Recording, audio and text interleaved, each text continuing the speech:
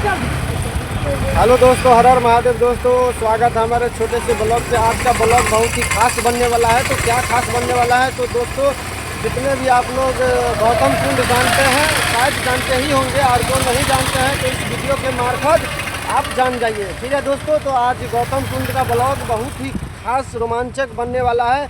तो आज जो है जो क्या बोलते हैं, आज का ये कॉफी है आए हो विकास, हाँ याद आ गया।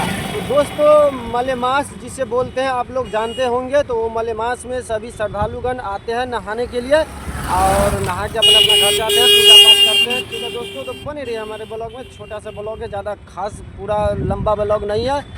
तो चलते हैं, दिखाते हैं आगे का नज़ारा। जैसा कि मेरा ऑटो देख रहे हैं, और मेरा विकास भाई भी मेरे साथ आया है। और ब्लॉग में रहिए बने हुए, आप दिखाते हैं क्या होता है क्या नहीं।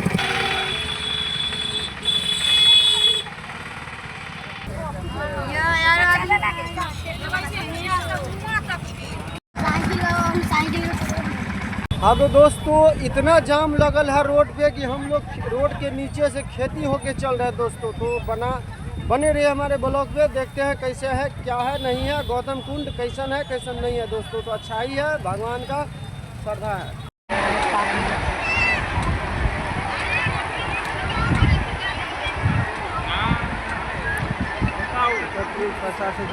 सेवा देखी है का